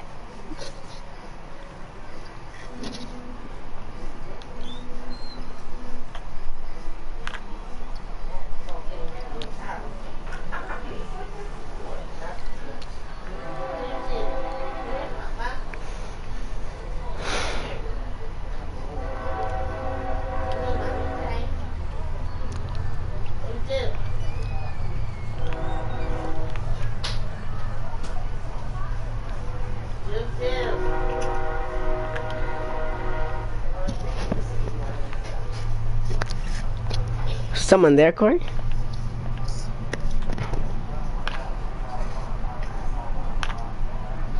A little. Was someone at the door or something? No. Oh! Is Skinny beating him? It's the purpose of today's video, and inspired by a question that we got asked by a community member in our last video.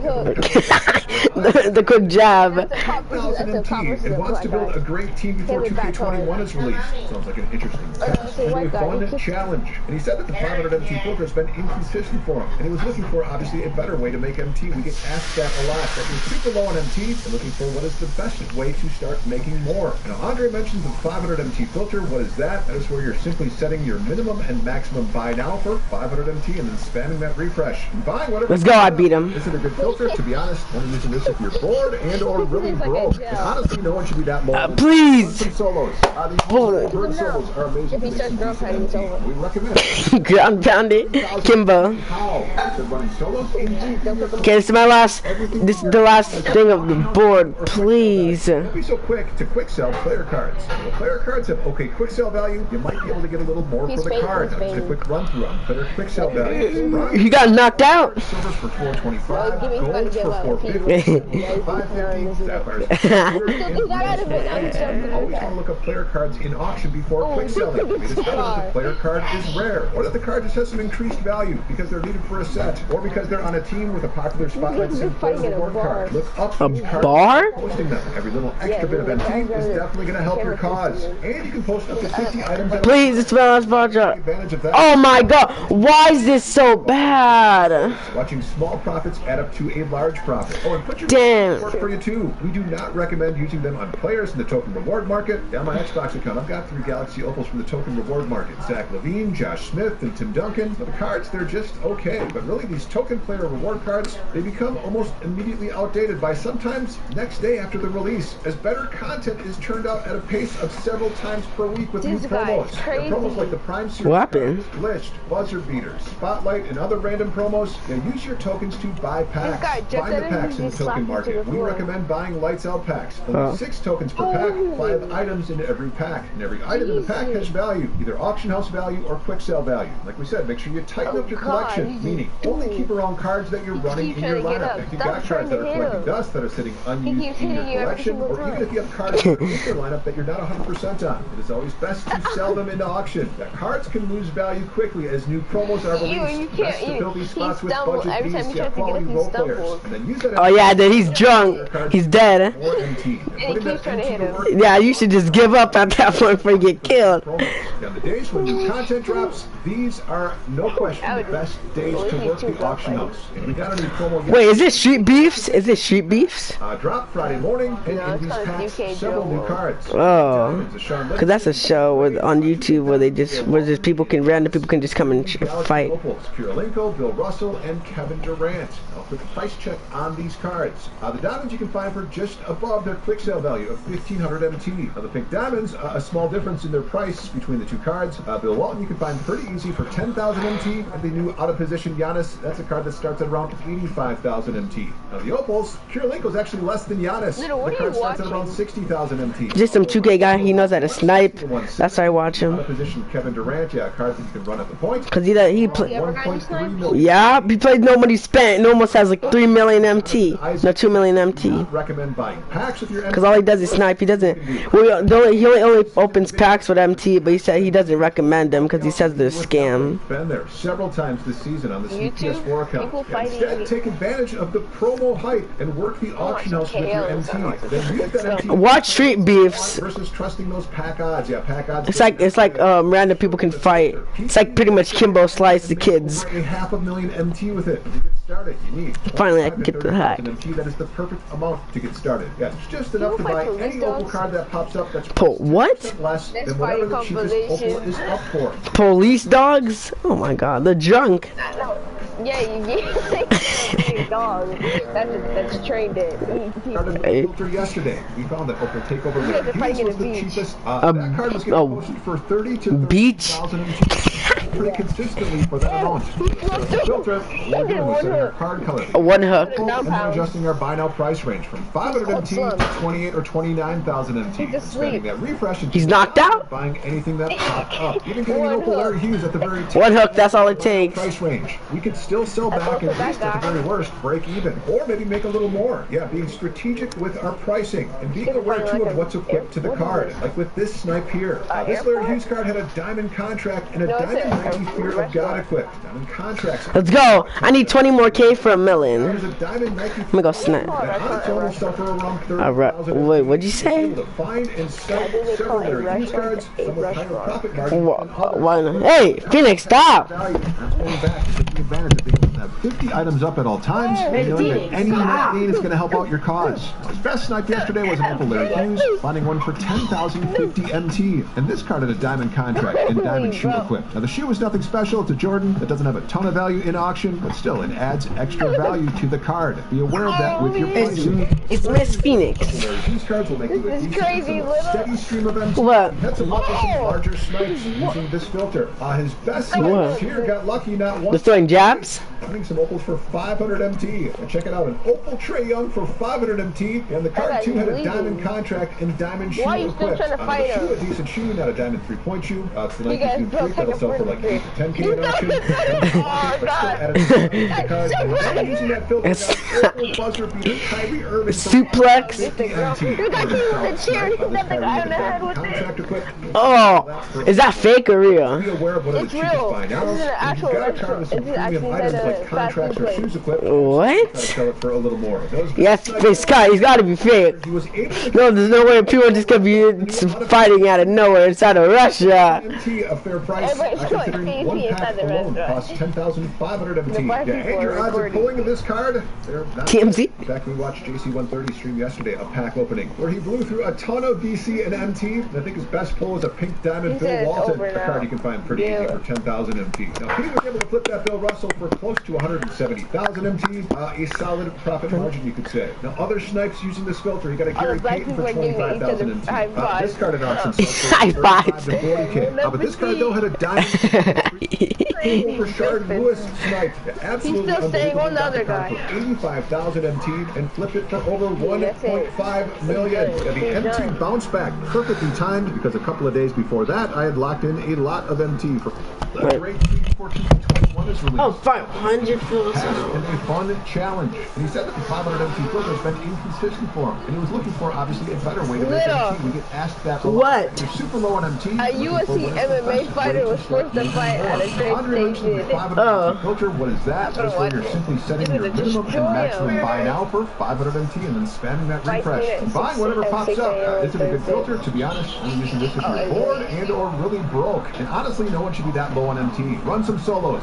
These new Larry Bird solos are amazing to make some decent MT. We recommend putting together at least 30,000 MT. How? Just running solos and keeping your collection tight. Everything in your collection has either auction house value or quick sale value. Don't be so quick to quick sell player cards. Player cards have okay quick sale value. You might be able to get a little more for the card. Just a run through on player quick sale values. Bronze quick sale for 400, silvers for 425, golds for 450, emeralds for 550, sapphires for 600, and rubies for 8. And you always want to look up player cards in auction before quick selling. They discover that the player card is Corey? But if the card has some increased value because they're needed for a set, or because they're on a team with a popular spotlight Curb stomp.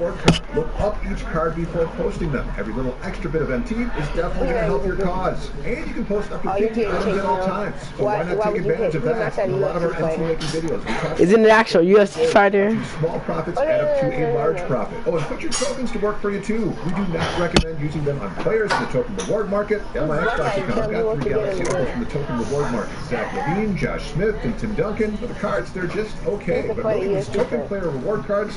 How do you know the guy's a UFC fighter? Sometimes next day after the release, as better content is turned out at a pace of several times per week with new promos. There are promos like the Prime Series cards, Glitched, Buzzer Beater, Spotlight, and other random promos. You'll use your tokens to buy packs. Find the packs in the token market. We recommend buying lights out packs. Only 6 tokens per pack, 5 items in every pack. And every item in the pack has value, either auction house value or quick sale value. Like we said, make sure you tighten up your collection, meaning only keep around cards that you're running in your lineup. If you've got cards that are collecting dust, that are sitting unused in your collection, or even if you have cards that are in your lineup that you're not 100% on, it's always best to sell them into auction. That cards can lose value quickly as new promos are released. Best to fill these spots with budget beasts, quality role players, and then use that MT that was tied up in those player cards to make more MT. Putting that MT to work in auction. No. How do we do it? I was watching for those new promos. I don't know. Just leave me alone. These are, no question, the best days to work the auction house. We got a new promo yesterday with the out of position 2 packs. She's annoying. Friday morning, and in these packs, several new cards. 2 pisses me off. Kingston and Dwayne Wade, 2 pink diamonds, Bill Walton. So who the fuck do you think I'm talking about, shithead? Kirilenko, Bill Russell, and Kevin Durant. I hate Phoenix. I don't like she. When you don't play with her, she starts crying. 100 MT. The pink diamonds, a small difference in their price between the 2 She's bitch girl. You can find pretty easy for 10. Do you know that's like saying the book Scuba, Scooby,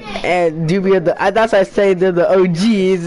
Starts at around 60,000 MT. Bill Russell for around 1. Hi, man. Kevin Durant, point. No, he's like he doesn't eat that much actually. Collect all these cards, you can earn an out of position Jonathan Isaac. Definitely do not recommend. I don't know. Your MT, the worst thing you can do. Several times. I don't know, because he probably does it outside too. Totally wipe you out and leave you with nothing. Been there several times.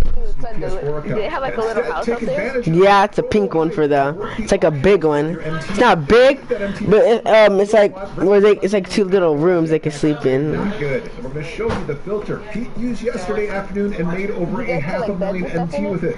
Huh? No, they're too old. They don't like all that stuff. They just like sleeping. So they don't like a bunch of stuff. Only Phoenix Phoenix likes it because she's a little because she's a baby. Is up for it. They started with the yesterday. The dog's just like sleeping. Yeah. Thank God. Why? Fuck you. I don't care about you. I don't care. She annoys me like hell. And then adjusting our buy now price range from 500 MT to 28 or 29,000 MT. Oh, Phoenix is right here. Buying anything that popped up. Even getting an Opal Larry Hughes at the Black, get out of here, Phoenix. God. Still sell back and at least at the very worst. Sheesh. Or maybe make a little more. Yeah, like, why are you still here? You're actually adopted. Be aware too of what's equipped to the card. Like with this Nike Phoenix adopted compilation. Had a diamond contract and a diamond Nike. Hey! Diamond contracts on their own have a ton of value. Don't fucking touch Scuba J. Is a diamond Nike 3-point shoe that will suffer around 30. Shut up, and he don't like you. Find and yes, he does. How come whenever I go there, he always just whips it on my lap? Yeah, because you tell him to. Pervert. 50 items up at all times, and knowing that any net gain is going to help out your cause. Petty, wet, but Corey's a bum, but like a tap. He doesn't even know you exist. Adds extra value to the card. He doesn't even know your name. Pricing. Sniping and flipping Opal Larry. Some larger snipes using.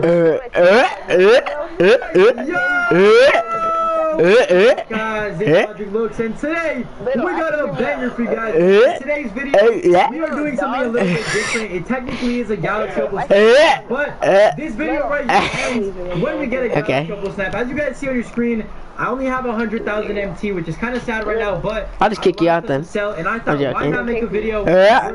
What do you want? I'm doing this on purpose so you can get off me. How long to get a snipe? How long does it take to get an Opal snipe? You're riding me. I don't want you. Do you not understand? I'm going to be spending as much time as it takes to get a good Opal snipe, and I'm going to time it exactly. But you're riding literally on me. Give me some space to breathe. The video will end exactly when we get the first. You're from the KKK. To get into this. Without further ado, if you guys are ready for this video, go down below and smack that like button. 200 likes, and I'll do. Wait, what? That's not even an actual thing. Or perhaps, you know, unenabled filter, whatever. Oh, yeah, you say KKKK. That's what you said. It takes 3 seconds. It helps me out a ton. You thought what you said? So hit that subscribe button. I would have joined them because then they kill my mom and dad. Let's see what we can get. Let's see how long it's going to take us actually. Oh, I wonder why, because they're not white. Without further ado, let's go. Okay, so, that doesn't mean anything. Time limit to this snipe challenge is a little bit different. Doesn't mean anything. These in the past, and it took us about 2 hours. They're not going to kill anybody, that's why. My mom told me that they kill Mexican people too. When the regular Opal no, they don't kill them, they don't like them, so they don't like anybody that's not white. I don't know how they do with Asians though. Right now, it is a lot harder to snipe, so it's going to take probably a bit longer. Or if we get lucky enough, it will take us way less time than last time. So I'm going to start the timer in 3 seconds right here. We are going to start off. Black girl trying to get KKK. Prime Series 3 filter. I actually want to set up the filter for a little bit. See if we can get ourselves a Kawhi. Oh yeah, her? Will be nice. Paul George obviously would be. She wanted to, she thought she was in the KKK. We're going to spend about 45 minutes on this filter. Oh. I'm excited to get into it. Haven't heard of that before. 3, 2, 1, boom! Let's go. Fake. Guys, another very commonly asked question that I just thought I would address, because why the heck not? Do what? Refresh. You do not actually have to refresh anymore. Apparently, I don't know when 2K actually changed it. Yeah, no, it always shows that. It says you get free sculpture. I've been, you know, kind of stopping myself from refreshing. Oh no, I missed the heat check for 500. And I've actually just been spamming the filter like this, and it's been working perfectly fine. I've been getting snaps like this as well. Don't tell me. It does work, and I can confirm it 100%. You do not need to refresh anymore at all. But like I said, man, we're going to be sitting on this Galaxy Opal Prime Series 3. I think what I might even do is actually flip. Yeah, actually, I don't know how. So every time you scroll like this, and I hit the round 1, of course. I'm kind of rusty. You guys can tell. I am a little bit rusty. I haven't slept like this in a minute. So I'm excited to see what happens, but why am I missing heat checks? Oh my gosh. My goal is obviously to get a snipe before the 2-hour mark, because last time it took us 2 hours and 20 minutes. This time, we don't have that amount of time. We're going to be able to get it in an hour and a half. That's my goal right there. I do want to get a snipe. No, I'm not. No. Minimum.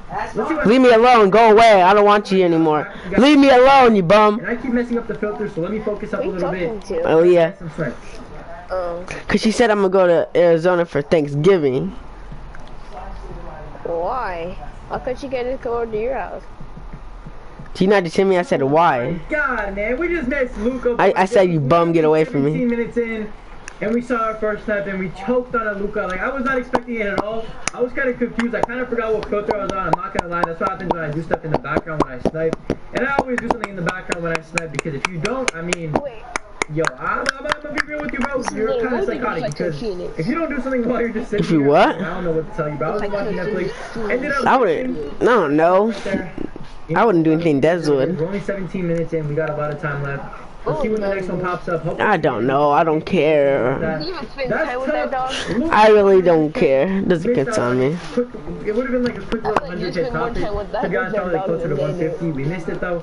It's all good. Let's continue to snipe. See what else we can see. And I'll I don't know. Get the next snipe or see the next snipe. Hopefully we don't miss back to back. Let's see what happens. You think Phoenix likes okay, guys, quick little update. I don't care if she does. I want her to leave already. To this challenge, we still haven't gotten anything. We obviously missed out Luka. No, Scuba, Scooby, and Doobie. It doesn't matter how much. Cause they don't bark like her.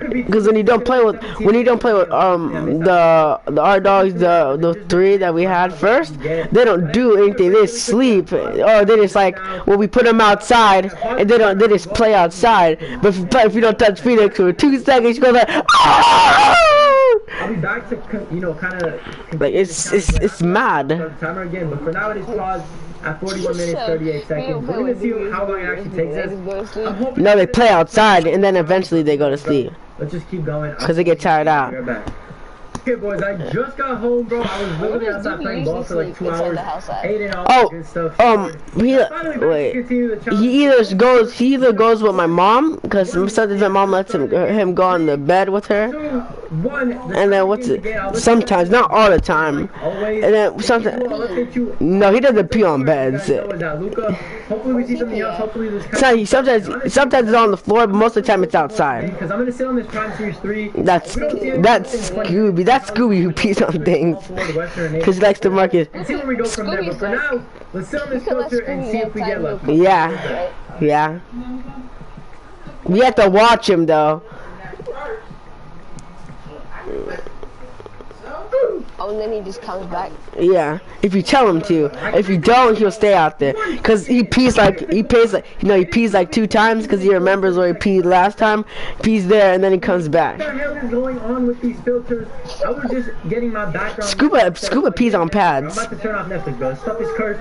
You don't watch Netflix no more, bro. On dog pads. Told me back-to-back times on back-to-back snaps. I'm about to turn on Netflix, and boom, I see a quiet thing on my screen. I ended up missing it. You guys will see the clip.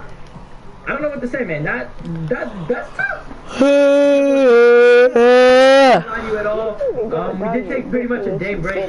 Yo, some idiot said if you want to get your if you don't want if your girl doesn't like your dick, you just get peanut butter put on. If you have a dog, get peanut butter put on your dick, and then it feels the same. Started 3, 2, 1. Of course it does for you. I started the timer up again. We got that. Because you say that. Takes us to get a snap. Let's continue. I'm sorry I left it for so long, but I mean, there's a lot of stuff happening, so it is what it is. Yeah, who would? You should be able to get something. I'm not gonna lie. No, I don't. Opal Kawhi for 100K once again, so. Doobie can't eat peanut butter. Let's continue with this. I don't think they can. Takes us to get a snap. Yeah, let's hope we can make it fast. What? There's food in the kitchen. Okay, boys, I'm about to switch up the filters. I've been actually sniping. I just paused the timer, by the way. I've been sniping for an hour and 52 minutes, and so far we've actually gotten 0 snipes.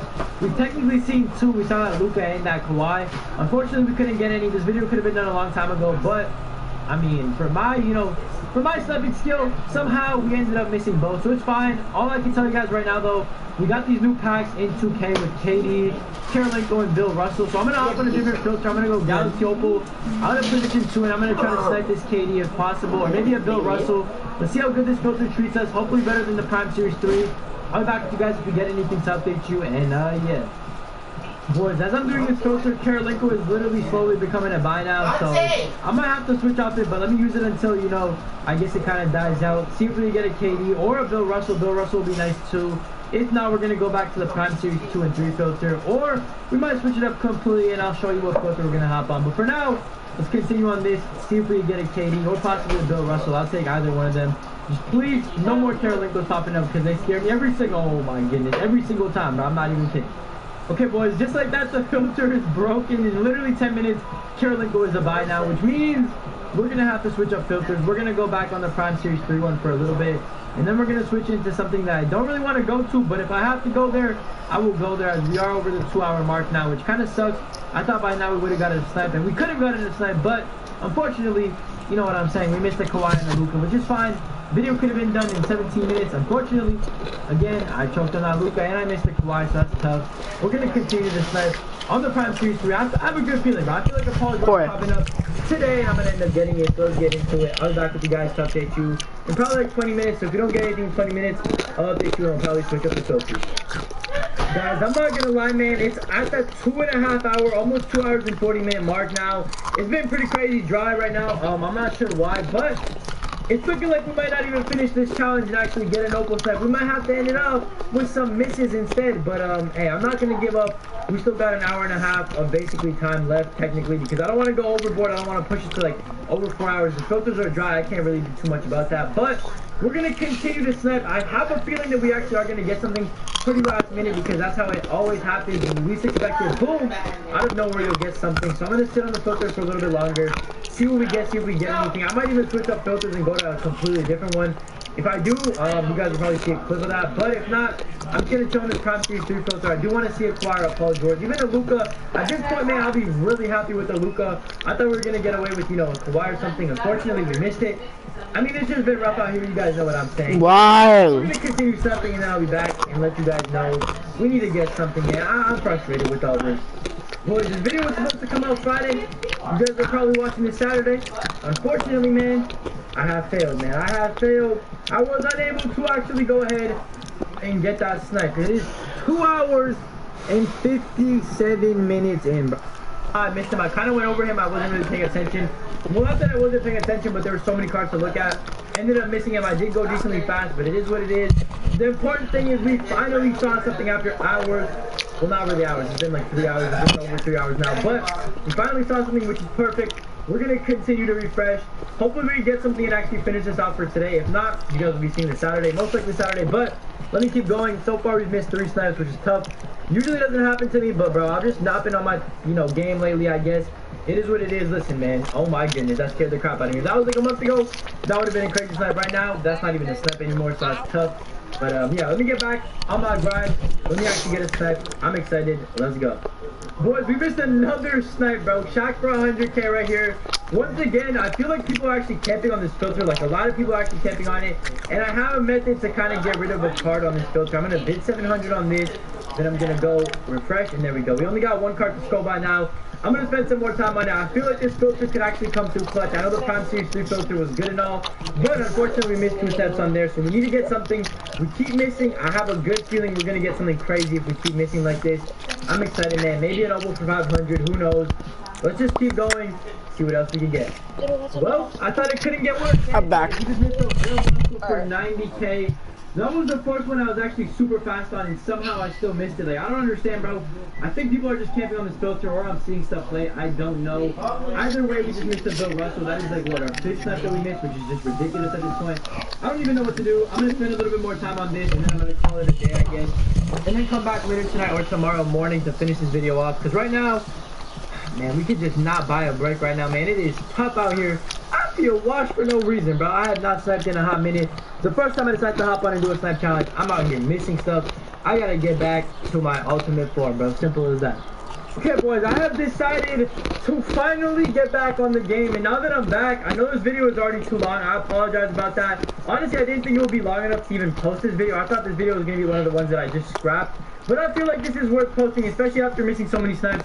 We gotta get one, bro. We're over 2.5 hours, well over 2.5 hours in now. I thought that was LeBron right there. Oh my goodness. But what I'm gonna do is I'm gonna be sitting on this filter, Galaxy Opal, 550 maximum bid, 500 minimum buyout for the next hour. Hopefully we don't have to spend an hour on here to actually get a snipe, but I will be on this filter for the next hour while watching a movie in the background. I need a snipe. Hopefully 2K comes through in the clutch. And honestly, bro, hopefully we can end up here. If we don't end up here, we don't get anything, which we probably should be able to get. That's actually a snipe right there. You know what, bro? I'll pick that up. That's not really going to end the video, but I'll take that because I'm going to make a little bit of profit. We need something better than that, though. I'm going to get back to it. I'll be back with you guys if we get anything. And like I said, if this filter doesn't work out, I'm going to be hopping on another filter, preferably the Series 3-1, maybe the Thunder Small Forward, we'll see. But for now, let me get back to my work, let me see what I can do, let me see if I can cook up a quick snipe, and yeah.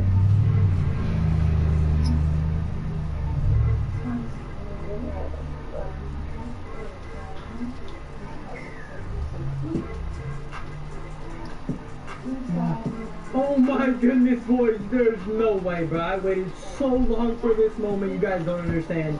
Let me check the timer, let me pause it. Oh my goodness, bro. It is at a ridiculous amount right now, alright? I'm not gonna lie. The timer is at 4 hours and 23 minutes, bro. That is ridiculous to get one snipe. But we missed a lot. I got only myself to blame. I'm not gonna lie. This video could have been done in 17 minutes. But this right here was a very satisfying snipe. We got a KD. You know what, bro? I'm just glad it's over. That's where the video's gonna end up. The Prime Series 2 filters came through in the clutch, especially when I needed it. It's like 1 a.m. right now, and I'm still recording this. Like, it took so long to finish this video. And finally, we are done. We got ourselves a nice Kevin Durant. Beautiful way to end it up. Obviously not the KD we wanted. We could have got the point guard KD, but we'll take the other KD as well. Quick little 150K profit. Can't be mad at it. Unfortunately, we did miss a lot. If you guys don't know already, we missed a Kawhi, a Luka, a Bill Russell. There's a lot of things in there that we actually missed, which is kind of tough. But the important thing is we got something, and that is the only thing I care about right now, man. Let's go. I'm hyped about that. Thank you, 2K guys, because that right there is something I needed a lot. That was one of the most satisfying snipes I have ever gotten in my life, and it came at a clutch time because I was getting super tired. I was about to give up. But no, we didn't give up, and we got ourselves a Kevin Durant. And yeah, guys, just like the title of this video says, the video ends when I get a snipe, and boom, there is our snipe right there. Galaxy Opal Kevin Durant with the Galaxy, or Diamond Shuan. I can't even speak, I'm so tired. Honestly, that's going to fetch us a good amount of profit right there. I will take it. If you guys enjoyed this video, you guys want to see another one of these in the future, because like I said, it always changes the amount of time, how much time you actually need to get an Opal snipe on any filter. So if you guys want to see another one of these in the near future, leave a like down below. If this video gets to 500 likes, I will bring out another one for you guys. If you are new to the channel, smack that subscribe button. We're on the road to... Please slide, bro. There's something wrong with fighting in this game. I'm pulling the buttons down. Oh, you're playing Myteam? Snipe challenge against my guy Energetic. Guys, I don't think I've ever seen filters drier in my life. Like, I have never been on filters when they've been this dry in my life. Holy shit! Holy shit! I can't even make this up, brother. I cannot even make this up no more. Alright, yo! What is up, guys? It's Logic Wilson. Today we are back with another banger for you guys, man. Today you playing KO? Type of video. First of all, we are doing this snipe challenge against my guy Energetic. Now, if you guys don't know my guy Energetic, I'm going to leave his link down below in the description. I'm going to need each and every single one of you guys to go ahead before this video starts. Click that link in the description and go sub to my guy, man. He grinds out content. He pretty much streams daily. He's on his grind. Definitely go check him out. A great 2K content creator, especially if you guys are interested in 2K. You got to be sub to my boy Energetic. So go down below, sub to him in the description, like I said. But in today's video, we are doing a 1 hour snipe challenge. Now, this snipe challenge that we have today against my guy is endless. Basically, we can go on any filter we want. We only have 1 hour to do so, but we can basically spend it on any filter we want. If we want to risk it all on Galaxy Opal, we can risk it all. We are trying to make the most MT possible in today's video. Whoever makes more MT basically wins. The loser has to put up a quick snipe for the culture. This should be fun. It should be a lot of fun. Hopefully, you know, we come out on top. I'm pretty sure. And no, I'm literally 0-1 in snipe challenges this year because my guy Simba beat me. But we're gonna see what happens in today's video. I'm excited to get into it. If you guys are ready for it as well, I'm gonna need you to go down below, right down there. You guys see that like button? Smack the hell out of the like button, man. Let's try to get 250 likes on this video, and we'll do more snipe challenges in the future against other people in the community. Hit that subscribe button if you're new to the channel, and let's get right into it, man. I'm excited. Let's start our 1 hour. Let's see what we can get. Let's go. Okay, guys. So since the last clip, I'm not gonna lie, I kind of left for a while. Haven't really done any sniping. I thought I was gonna get right into it, but I'm not gonna lie, I took like a 7-hour break, okay? So what we're gonna do now is actually hop into the filters. We got 1 hour on the clock. We are about to start the timer. I don't know what's gonna happen. I don't know what we're gonna do. I don't know what we're gonna get, but we're gonna be starting on an Opal filter. I'm gonna risk it. I'm gonna go on the Atlantic Opal filter. We only have 130,000 MC or 120. So I gotta be careful with what I buy and everything like that. But we're gonna be spending the first like 15-20 minutes on this filter right here. We're gonna see what happens. Like I said, let's just get into it. I'll update you guys if we see anything, get anything, and yeah, let's just get into it. Hey guys, so we switched over to the regular Opal filter, and bam, a nice little Trae Young for 67,000. About 15 minutes in. I haven't checked the timer exactly, but I'm pretty sure it's like 15 minutes in. I'm not gonna lie, not the best snipe. We're actually gonna sell him right away because we need the MT. I'm just gonna add or tally up how much I actually made on him, and yeah. Okay guys, so I actually have the Trae Young selling now. Because I don't have a lot of MT right now, I paused the timer. We were only like 13 minutes in or 15 minutes into the actual challenge. I paused the timer in order to sell this Trae Young. Once this Trae Young sells, I'll let you guys know and we'll pick it back up. But for now, I'm going to be stopping to refresh. And I basically will be back when this Trae Young hopefully sells. Hopefully it's soon, man. We'll see what happens. But yeah. Okay guys, so the Trae Young sold. We're going to redeem that MT. And we're going to see how much we made on the dot. So if I'm not mistaken, if my math's not off, we only made like 10 or 11,000 MT on that, which is not too crazy, not too good at all. But we're gonna hop right back on the filter. I'm gonna start the timer up again. It was at 46 minutes. We got 46 minutes remaining. I should say not 46 minutes. What? 46 minutes left. I'm gonna click start on it one more time really quickly, and we're gonna continue sniping. Are we back when we get someone else? And yes. So guys, quick little update right here, man. We are about halfway done. We're 30 minutes in now.